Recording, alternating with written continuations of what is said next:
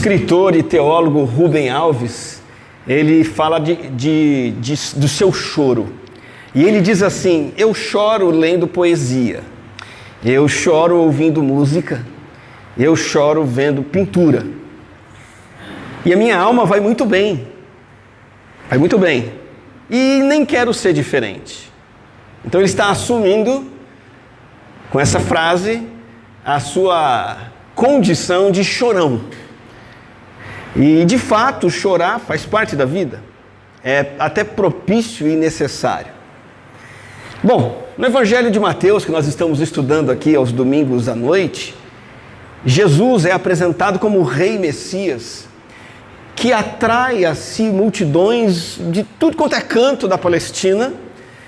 Após ter sido apresentado como aquele Messias prometido, ele começa a trabalhar, começa a ministrar, e o povo vai atrás de Jesus. E lá no Evangelho de Mateus, no capítulo 5, Jesus ele decide subir na encosta de uma colina, num lugar estratégico, como se fosse um palco de um auditório, seria ali um auditório natural, a céu aberto, onde ele pudesse levantar a sua voz, e sua voz pudesse chegar aos ouvidos e corações dos seus ouvintes. Lá no Evangelho de Mateus, capítulo 5, ele se assenta como um mestre, um rabino, mostrando toda a sua autoridade, e se põe a ensinar os seus discípulos e as multidões. E ele então vai falar daquilo que lhe é propício, felicidade. Jesus, em Mateus capítulo 5, ele fala daquilo que é o negócio dele. Jesus sabe fazer a gente feliz. E bem-aventurança é então a sua principal, ou uma das suas principais virtudes, no sentido de produzir isso na nossa vida. Então ele vai falar disso em Mateus capítulo 5. E apresenta os fundamentos do reino, que são válidos para todas aquelas pessoas que estavam com ele ali. E tinha gente de tudo quanto é canto, de tudo quanto é jeito, pensamento, cultura. Para todo mundo valia aquilo que Jesus estava ensinando, e vale para nós hoje. Essas bem-aventuranças, como nós chamamos, são ao todo 8, e eu estou dando o nome aqui de mapa da felicidade. O mapa da felicidade é apresentado por Jesus, não é pelo seu patrão, não é pelo empresário. O mapa da felicidade não é por aquela pessoa fantástica do Instagram que surpreende você com as coisas que ela faz. Ela não vai te fazer feliz. O mapa da felicidade é apresentado por Jesus no Evangelho de Mateus, capítulo 5. E nós já vimos o primeiro passo desse mapa na semana passada. Se você quiser relembrar aí na sua Bíblia, no versículo 3 de Mateus 5, Jesus começou dizendo: bem-aventurados os pobres em espírito, pois deles é o reino dos céus. Então a gente entendeu que Jesus está dizendo o seguinte: você quer ser feliz? Se dê conta, reconheça sua realidade. Que realidade? De total incapacidade e falta de méritos diante de Deus. Reconheça sua falência espiritual. Seja pobre em espírito, admita que é pecador, debaixo da ira de Deus e que merece somente o juízo. Esteja convencido do seu próprio pecado, ao invés de tentar escondê-lo. Esteja pobre de coração, tão pobre, arrasado e quebrantado, que você diz para Deus: Deus, eu não tenho nada para te oferecer. E não mereço nada a receber de ti. Tudo que me resta é clamar pela sua misericórdia. E isso leva a pessoa à bem-aventurança de depender do Senhor para obter riquezas espirituais, pois deles é o reino dos céus. Esse que admite seu pecado e confia na misericórdia de Deus, então participa do reino de Jesus Cristo. Confia na obra salvadora de Jesus Cristo. Serve a esse rei, esse Messias, e entrega para ele a sua vida. Mas agora nós chegamos no segundo passo para você ser feliz, que é uma continuação do primeiro, e tem a ver com o choro, mas não o choro apenas do Rubem Alves, que chora por poesia, música e pintura. Este é um outro tipo de choro. O versículo 4 diz assim: bem-aventurados os que choram, pois serão consolados. Nós já começamos aqui com um problema, uma contradição. Porque, em outras palavras, sabe o que Jesus está dizendo? Jesus está dizendo o seguinte: felizes os infelizes. Feliz quem não é feliz. Mas que história é essa? Jesus tem cada uma. Isso contradiz as nossas crenças, o nosso estilo de vida atualmente, que é todo centrado, no prazer. Não, você tem que se divertir. Não, você tem que curtir. Qual o sentido da vida? É você ser feliz. E Jesus vem e fala, não, o sentido da vida é ser infeliz. E se você for infeliz, você será feliz. Pronto, deu o nó. Aí o Tico e o Teco não captaram. Jesus, que história é essa? Felizes os tristes. Felizes os que choram. Que tristeza é essa que Jesus nos convida a ter e que nos leva à felicidade? A palavra grega usada para chorar aqui é a palavra mais forte na língua grega que Jesus escolheu, e são 9 palavras no grego para falar de tristeza, dor e sofrimento, e Jesus escolheu a mais intensa. Então você pensa assim, em português você tem lá choro, você tem lamento, você tem palavras como angústia, que outras palavras estão ligadas a tristeza, pesar e dor. Alguém pode me ajudar? Choro, lamento, angústia e tal, enfim. No grego tem várias palavras para isso, e Jesus pegou a mais profunda, que expressa o tipo de tristeza mais profundo, para uma situação de angústia, de dor. E especialmente falando, essa palavra é usada para quando alguém perde um ente querido. Quando Jacó acreditou que o seu filho amado José estava morto, ele tinha certeza que estava morto, só que José não estava morto, a Bíblia diz que ele chorou com esse choro aqui que Jesus falou. É um choro que é quando você perde um filho, você perde um pai, uma mãe, um cônjuge, dói o coração e leva as lágrimas. É afligir-se com uma profunda tristeza, e essa é uma tristeza que toma conta de todo o seu ser, de tal maneira que você não consegue esconder. Mas, de novo, chorar pelo quê? Bem-aventurada é a pessoa que está profundamente entristecida pelo seu próprio pecado e indignidade. Porque isso faz jus à sequência de informação que Jesus está nos passando. Primeiro ele diz, bem-aventurado é o pobre em espírito.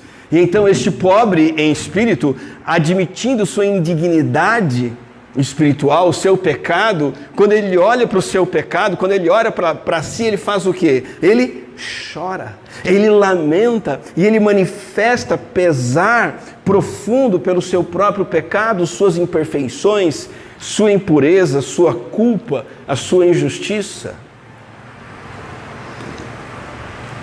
Para essas pessoas, o pecado é a verdadeira tortura. Para essas pessoas que estão buscando a felicidade de Jesus, quando elas se lembram do seu pecado, pensam no pecado, notam que cometeram um pecado, elas choram. Para essas pessoas, a carga mais pesada do mundo é o pecado. Não é o desemprego, não é o luto, não é a traição conjugal, não é o filho nas drogas, não é uma poesia, não é uma música, não é uma série dramática na televisão, na Netflix, não é uma arte que comove, apesar dessas coisas nos comoverem e nós precisamos chorar por elas, mas o maior pesar, a carga mais pesada para um seguidor de Jesus é o seu próprio pecado. Agora, lamentavelmente, e Provérbios capítulo 2 diz isso, muitos se alegram, sabe com o quê? Com o pecado, ao invés de chorar pelo pecado. A Bíblia diz assim, a sabedoria o livrará do caminho dos maus, e aí ele vai falar desses maus, dos homens de palavras perversas, olha, que tem prazer em fazer o mal.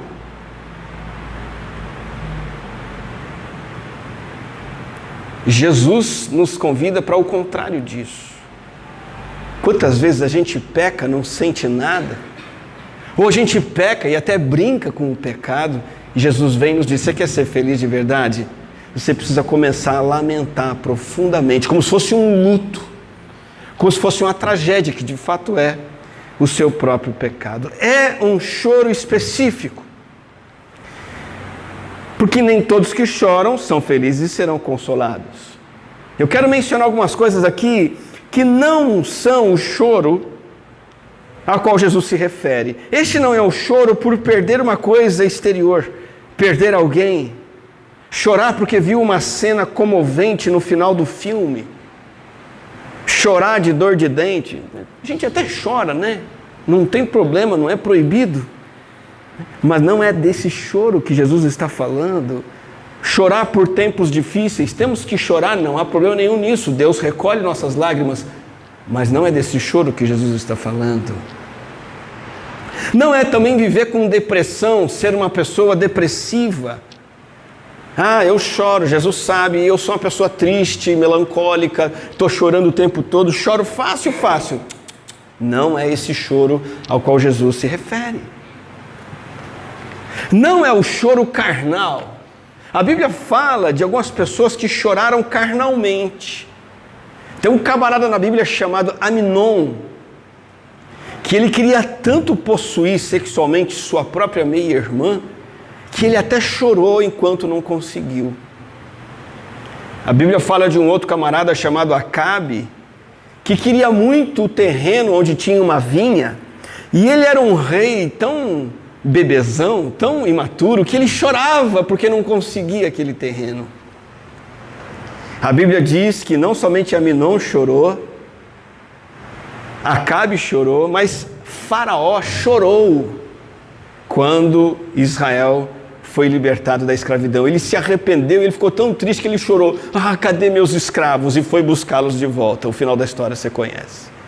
Não é desse choro que Jesus está falando, esse choro carnal, que você quer tanto uma coisa pecaminosa, errada ou neutra, e você quer tanto aquilo que você não tem e você chora. Não é esse choro.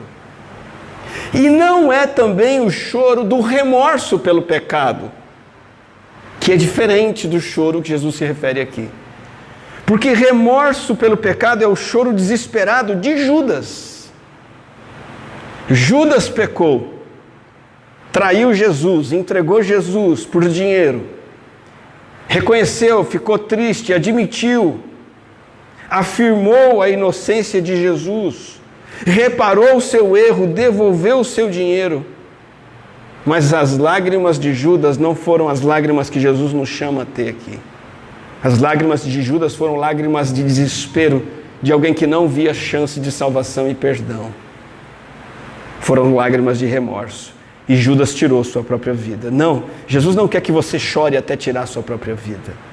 Jesus vai querer e você vai entender que você chore para obter libertação, salvação e alegria. E por último, não é o choro, e aqui é importante entender essa diferencinha.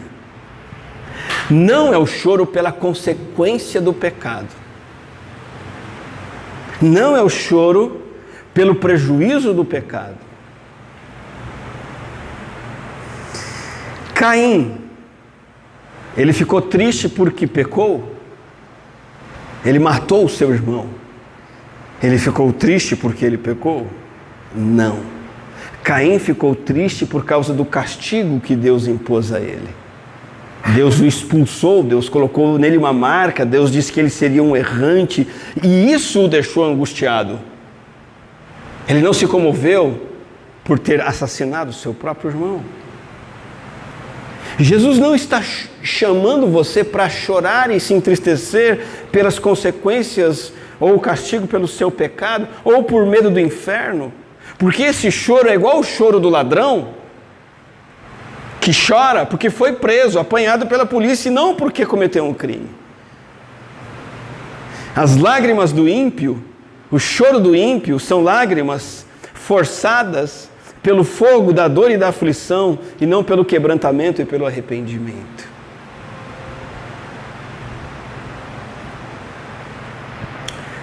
Se um homem trai a sua esposa, a sua família, e essa traição vem à tona, isso causa um estrago terrível, e pode ser que ele chore pelo estrago causado pelo divórcio, pela frustração dos filhos, pelos problemas, e não pela traição em si. Percebe? Se um funcionário comete um ato de corrupção na empresa, seja ele pequeno ou grande, e ele é pego, pode ser que ele chore não o choro de Jesus, mas ele chore porque foi descoberto E aí as consequências, ele vai ter que pagar uma multa, ser demitido, ficar com a carteira suja, e ele lamenta aquilo, mas Jesus não está chamando para chorar pelas consequências do pecado e pelo ato do pecado em si. Então, para que fique claro, que choro é esse que Jesus está convidando você a chorar? Eu trago algumas considerações sobre o choro pelo pecado. A primeira consideração é que o choro pelo pecado é o melhor uso que você pode fazer das suas lágrimas. Chorar por perdas materiais e temporais apenas é desperdício de lágrimas. O choro pelo pecado, o pecado que leva você a se arrepender, se quebrantar diante de Deus, dizer: Senhor, eu sei que isso não é segundo a tua vontade, eu sei que eu desagradei o Senhor, eu sei que eu me coloquei debaixo da tua fúria, da tua ira, eu sei que eu traí a tua santidade, eu admito isso. Esse choro produz mudança, arrependimento, transformação. Esse choro é de lágrimas benditas. É desse choro que Jesus está falando, e aí você vai ser bem-aventurado. Em segundo lugar, a segunda consideração sobre o choro pelo pecado é que o choro pelo pecado é um sinal de novo nascimento. Qual a primeira coisa que o bebê faz quando nasce? Ele chora. E quando ele chora, ele mostra que ele nasceu, que ele está vivo, que ele existe, que ele é um ser humano. E está pronto para chorar demais ao longo da vida, porque é o que vai acontecer com ele, tadinho. É a mesma coisa com a salvação, com a conversão a Cristo, com o novo nascimento espiritual. Quando a pessoa realmente se converte, ela começa a chorar. Antes ela não ligava. Antes estava tudo certo, antes estava tudo bem. Antes ela pecava e ela arrumava uma desculpa para o pecado.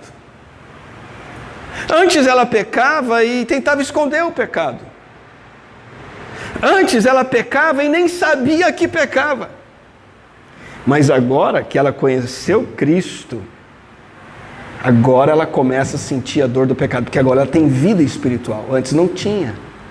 Então, falta de choro e lágrimas de arrependimento mostram que a pessoa ainda tem um coração de pedra, um coração sem Jesus, um coração ainda não convertido, não tem um coração de carne. Então, o choro pelo pecado é o melhor uso que podemos fazer das nossas lágrimas. É um sinal do novo nascimento. E em terceiro lugar, o choro pelo pecado, ele produz alegria. Ele é uma bem-aventurança, ele está no caminho da verdadeira alegria. E uma razão interessante para isso é porque, olha só, o choro pelo pecado hoje previne o choro pelo pecado no inferno. Quem chora pelo pecado hoje não vai chorar pelo pecado no inferno. A Bíblia diz que o inferno é um lugar de quê? De choro e ranger de dentes. Mas quem chora agora pelos seus pecados não vai para esse lugar de choro eterno.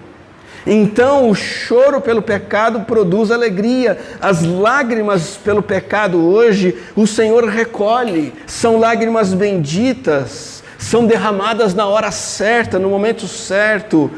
Mas quem não chora pelo pecado hoje vai lamentar e chorar no futuro. E aí, como se diz, adianta chorar o leite derramado? Não, não adianta. É melhor derramar lágrimas de arrependimento do que lágrimas de desespero. Aquele que chora agora é bem-aventurado. Aquele que chora no inferno será amaldiçoado. Aquele que abre suas feridas e mostra como são e sente a dor delas, recebe a cura, o bálsamo, o remédio, o óleo, e livra sua alma da morte eterna. Então o choro pelo pecado é o melhor choro que você pode ter, é um sinal do novo nascimento, ele produz alegria e, em quarto e último lugar, o choro pelo pecado abre caminho para o consolo celestial.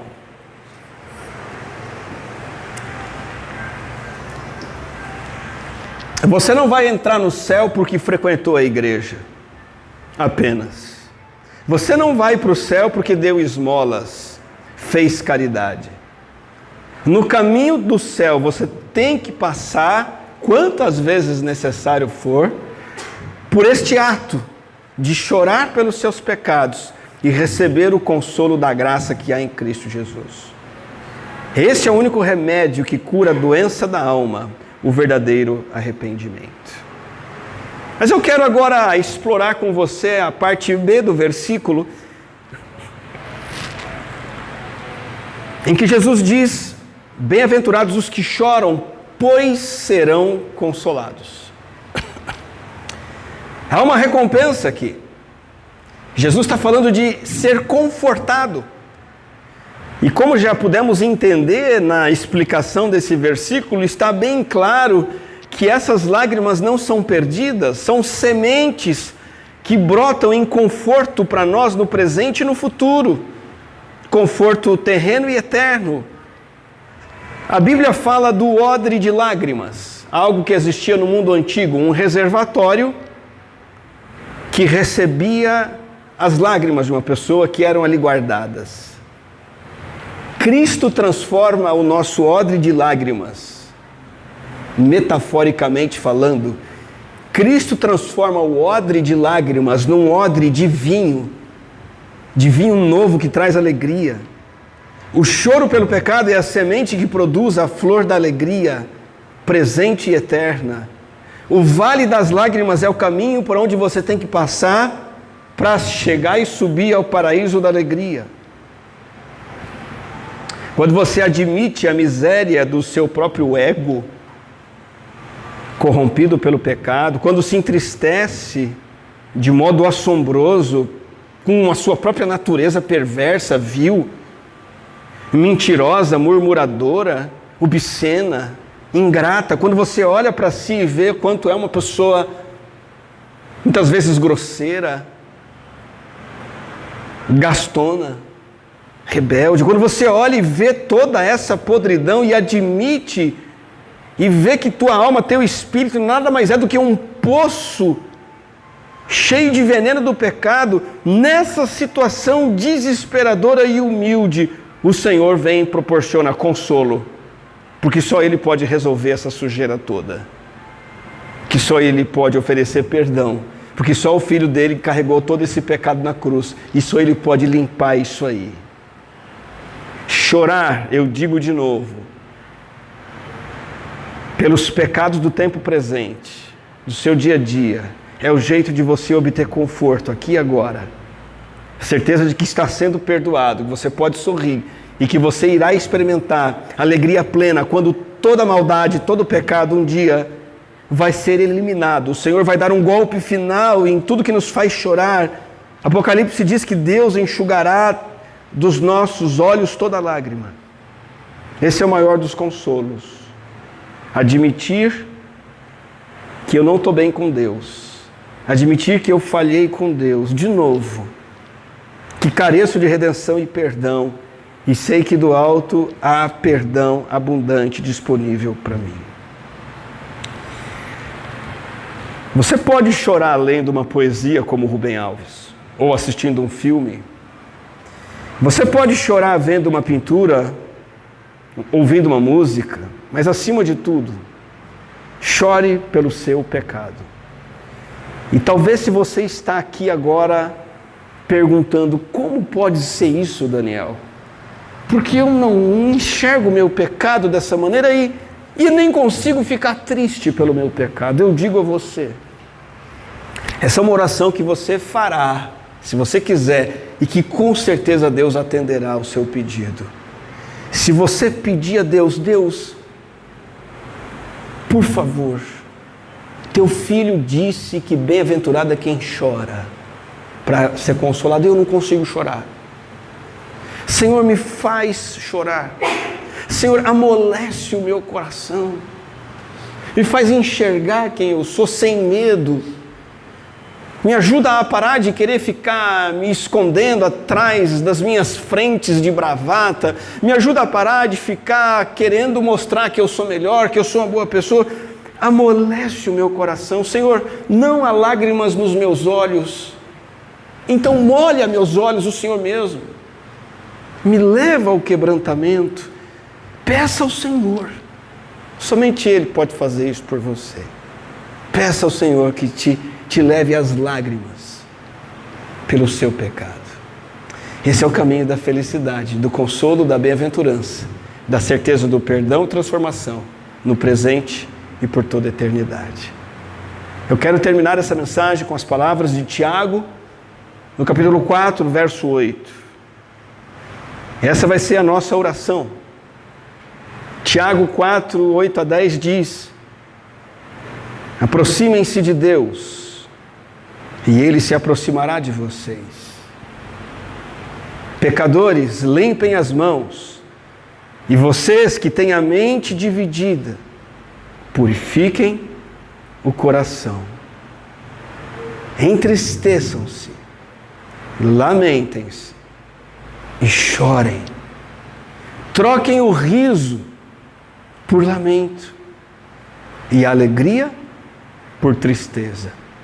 Humilhem-se diante do Senhor e Ele os exaltará.